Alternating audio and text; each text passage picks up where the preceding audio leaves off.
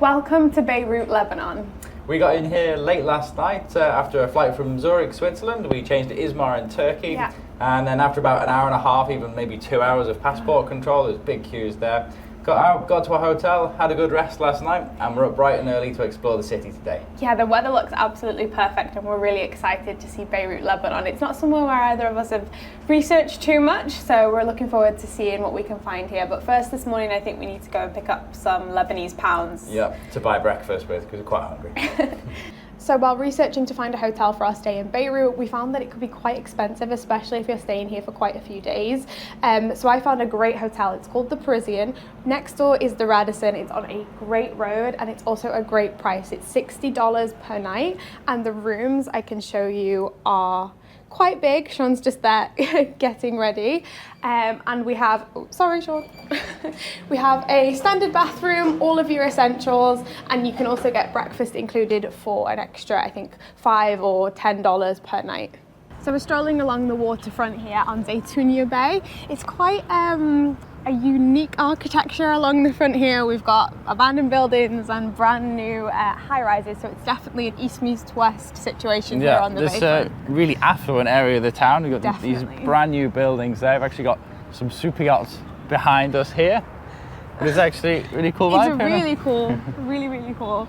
We just actually got money. We did an exchange just in the city, not too far from our hotel. I can't remember, what was it, 45? Yeah, it was the Western Union, I think, but they did money exchange as well. We got about 44,000 Lebanese pound to the US dollar, but the official exchange rate, so if you were to take your bank card from the cash machine, you'd actually get 1,500 Lebanese pounds to the dollar, which is actually 30 times less than if you get your money exchange. So if you come here, absolutely make sure you bring cash, otherwise it's going to be an extremely expensive trip. Just went for a stroll down the promenade, see the beach there. Actually the road's all closed off there and people are just renting bikes and things and cycling down there, which is quite nice. But you can start to see the impact of the big explosion that they had a couple of years ago, and a lot of the buildings there have been abandoned and not been rebuilt since. Yeah, it's quite an unusual area. It's got a family feel kind of at the promenade, but it's surrounded by destruction, so it's sad, but it's also nice to see that everyone's using it. Yeah, space is being used on the road, which is nice. So we're heading to downtown Beirut and we should be getting closer to the actual explosion site a little bit later, so we'll show you that. We still haven't had anything to eat yet, so it's getting on. Yeah, I think it's 2 days now. It's like 10, 11 now, we're not having anything. Yeah, okay, we gotta find food, find Sean food, priority one. There's too many distractions on the way. There's lots of cool buildings around here. We've just entered the Foch-Allenby District, I think that's how it's pronounced. And since 1994, there's been a conservation effort here, which was just post-war, and I have to say, it looks absolutely fantastic. Yeah, it's incredible here. It's kind of known as the Harbour District or the Lower City, and it's got a great feel for it. Lots of very luxury shops around. It almost feels Dubai-esque. So we are here in Martyrs Square. Behind me you have a statue that is riddled with bullet holes, really reminding you of Beirut's hard history. And then just here we have Mohammed Al-Amin's mosque, which we're heading to next, if we can cross this road. We can go. There's not many crossings here in Beirut. You kind of just have to run when you see the opportunity. So there are quite a few abandoned buildings, but there's a couple that are very iconic here in Beirut, and this is one of them. I think they call it the Egg, and it is, I think it was not completed and then it was abandoned, but as you can see, it's seen better days, hasn't it? We also have this one behind me here. So one of the abandoned buildings is actually being restorated, and there's two guys having their photo taken by Sean behind us. I want to bring us in. Ah, yeah? We're going in? Yeah. A very privileged special tour here.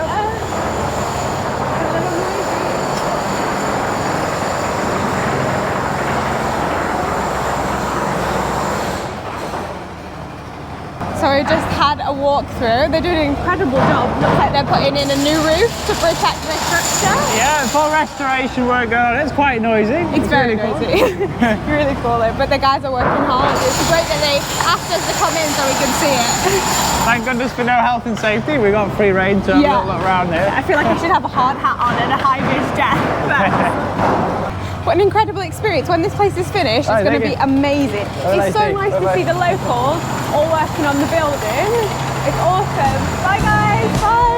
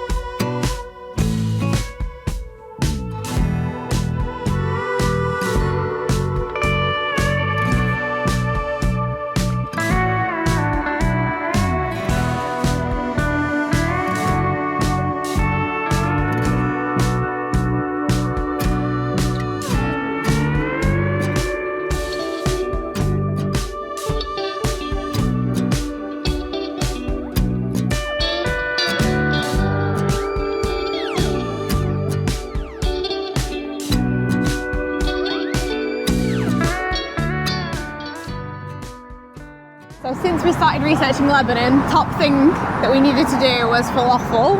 And apparently this is one of the best falafels in the entire of Lebanon.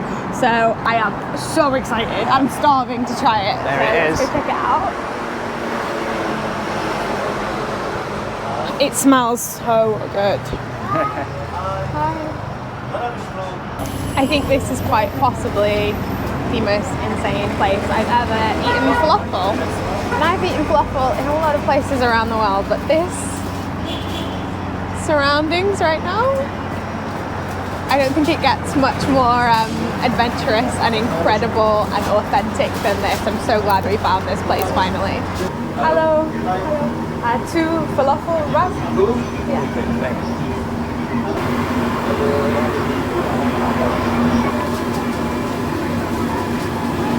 Grab that one.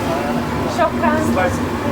Alright, we got them. I think they are, were they 80,000? 8,000 each? 80,000 each. But the first time I ever had falafel was in London, and I've had it all over the world, so finally try and get in Lebanon. Ready? We're not sure which one is the spicy one, yeah, one of them is spicy. Em might have a bad reaction. Ready?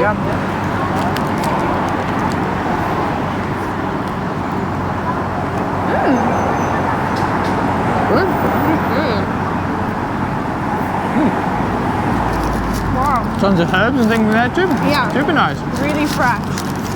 Okay, so the wraps were so good. We're going back for seconds. Yeah. We've not seen so many restaurants here in Lebanon. Maybe we're not hitting the right street. I don't think we've gone to the right parts yet. We've wandered along the seafront in a very strange way. Yeah. We've kind of done all of the back roads and maybe not the main street yet. I think so, yeah. We really couldn't find the main street. Although it's very easy to get lost here because it's so much like very compact little metropolis of small streets. Yeah, it's quite difficult to navigate your way through, and then when Google Maps says you're in a point but you're actually just in a maze, so we're going to grab another 2 wraps, I think. Yeah, at least we're then we'll tie us over till lunchtime. Yeah, and I think they are $2 a wrap. Yeah, just worked out. It's about $2 for each one, is it, or for both? The normal sandwich, which we got, is 60,000. and you get 45,000 to a dollar. Yeah, so it's about $2.50 for 2 wraps. Okay. We've just crossed into an area called Zaitunay. Something like that. The road's been closed for quite a while. Looks like they're just starting to open it again because at the economic crisis there was lots of rioting here. Yeah, it was quite. And there's the remnants of a few shops here that have been smashed up before they closed the road off. But it's a very beautiful street, and hopefully they'll start opening it back up again soon. Yeah, it's a real juxtaposition because literally another minute that direction, you've got the streets that we were in before that have been completely redone already. Yeah. It's got all the high-end luxury shops. So I hope that they get round to fixing this area. Yeah, there's lots of shops still boarded up, as you can see. But it's a really nice street, and well, it's in good condition, so it shouldn't be too long before they open it back up again. No, definitely not. I'm glad that they're letting us walk through it even now. Yeah, this one, the door's gone. Yeah. Old phone shop here. Wow. It's still got the printer. Wonder if it still works. Right. Let's see what else we can find.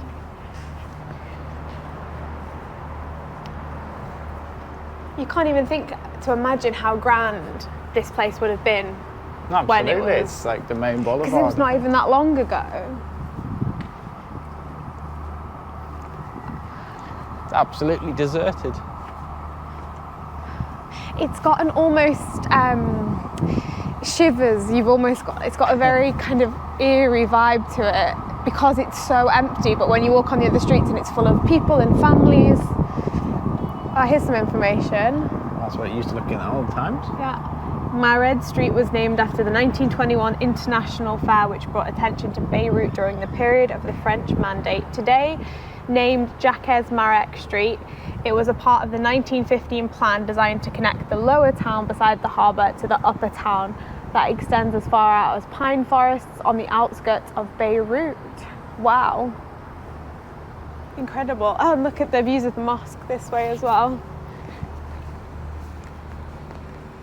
I think the blue of the mosque, this turquoise colour, is just incredible. It matches the sky perfectly, doesn't it? It's a really good angle from it from here. I feel like we're like the only people in the city. Yeah.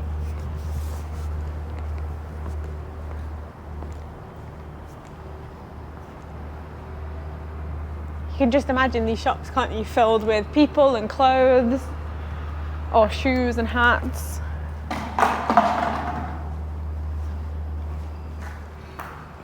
Wow.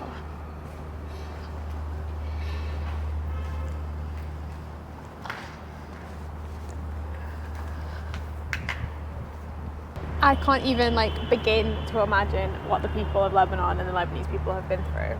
Considering 25 years ago they had all of the wars.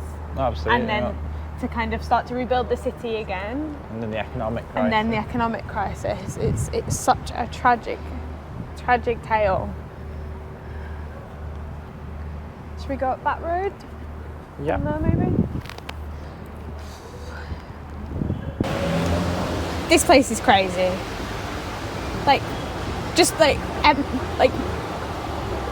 I can't. Where we just were a minute ago to this. So far I'm finding it quite hard to kind of explain Lebanon and Beirut, but I think I found, I've been thinking about it and I think I found a good way to explain it a little. Over this shoulder you have ultra luxury cafes full of incredibly dressed, beautiful women, head to toe in designer. And then if you look over this side, just here, you will see an abandoned building with bullet holes in it and completely abandoned, and it's kind of this constant contrast wherever you're walking. It's like, oh, look at this brand new skyscraper, and then you look to the left and you see something that's really sad, and it's quite hard to deal with that emotion. But overall we're having a great time walking around and seeing the city.